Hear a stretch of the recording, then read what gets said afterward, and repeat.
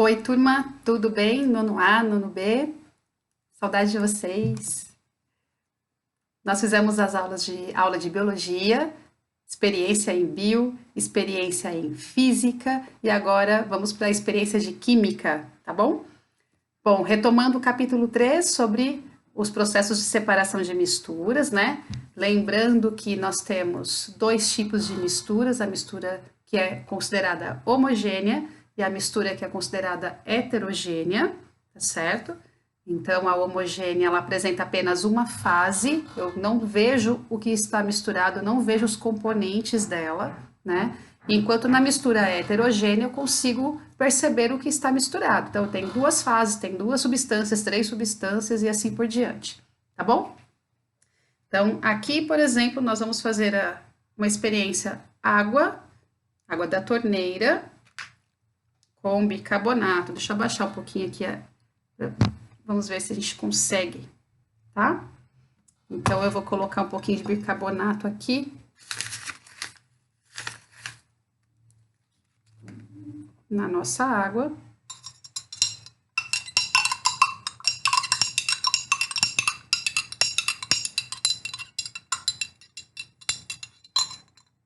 E aí? A gente consegue visualizar o que está aqui dentro? A gente não consegue, né? Então, se eu for classificar essa mistura, ela é classificada como homogênea ou heterogênea? Homogênea, né? Muito bem. Aqui, a gente tem farinha de trigo. Deixa eu subir de novo aqui. Nós temos farinha de trigo e nós temos alguns objetos metálicos. E aí, nós vamos usar um ímã para fazer a separação do objeto metálico. Eu não preciso pôr a mão, como tem pregos aqui, eu não preciso pôr a mão para tirar os pregos, né? Então, se é objeto metálico, o ímã vai fazer o trabalho dele, certo? Separação magnética, né? Vamos ver se dá certo?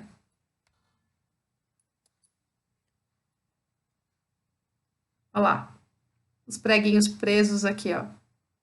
Dá para ver? Então, nossa separação magnética. É isso aí. Agora, aqui a gente tem na tela, olha só, azeite, água e açúcar, né? Então, é uma mistura que é considerada homogênea ou heterogênea? O que vocês acham?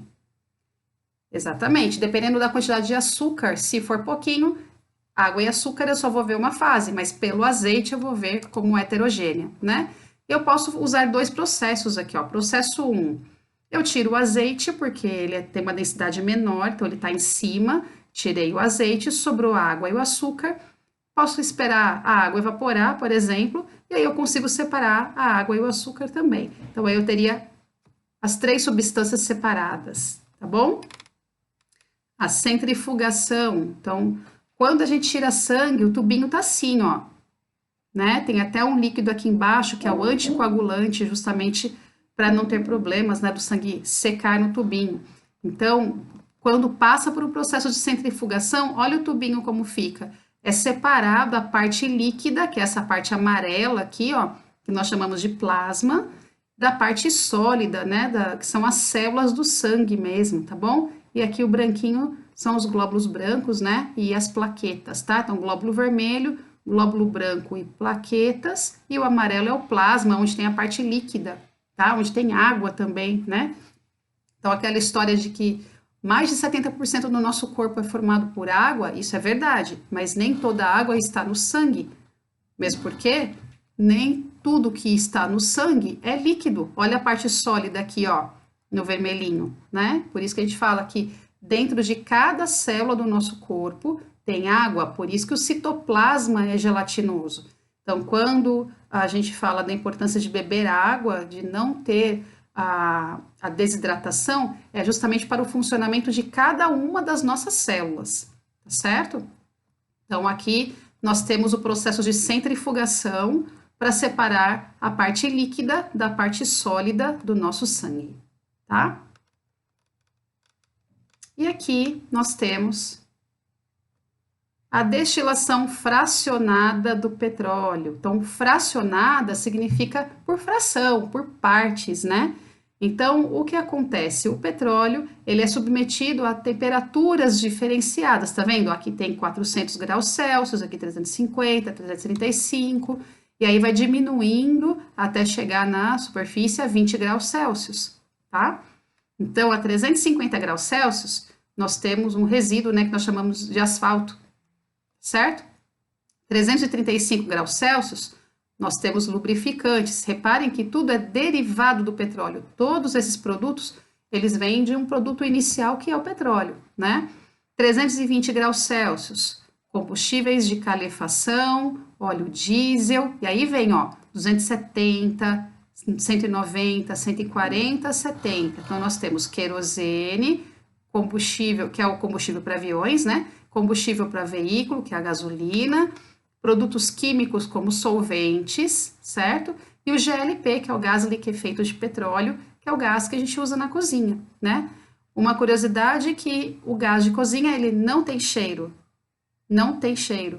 né, na forma original, mas é colocado essa essência, aquele cheiro forte que a gente sabe que o gás tem, né? É colocado a essência ali, justamente para evitar problemas com acidente mesmo. Então, qualquer vazamento que tenha em casa ou na indústria, por exemplo, numa região, né, um restaurante, a pessoa sente o cheiro do gás, ela sabe que aquele cheiro é característico do gás e que corre risco de acidente, tá?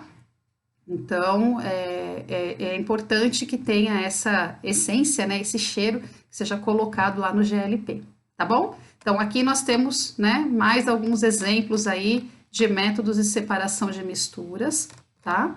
Espero que vocês tenham gostado. Procurem na internet outras formas de separação, façam algumas experiências em casa, como essa. Quem não tem um ímã, né, como esse, pega o ímã da geladeira, faz também. Mistura aí água, sal, açúcar. Observe o que você tem em casa que pode ser classificado como mistura homogênea e mistura heterogênea só olhando, né? Então, um suco natural. Então, eu tenho polpa desse suco misturado, eu consigo ver a polpa. Tá uma mistura heterogênea, tá? Eu consigo misturei lá o chocolate em pó no leite, eu bati aquilo, ficou tudo igual, é uma mistura homogênea? Não, eu vi pontinhos de chocolate em pó ali que não dissolveram, mistura heterogênea. É assim que a gente aprende, tá? Fazendo a relação daquilo que está na apostila, daquilo que a gente estuda, com o nosso dia a dia. É assim que a gente enxerga a física, a química e a biologia na nossa vida, tá bom? Pra gente, tá? Beijos, bons estudos para vocês.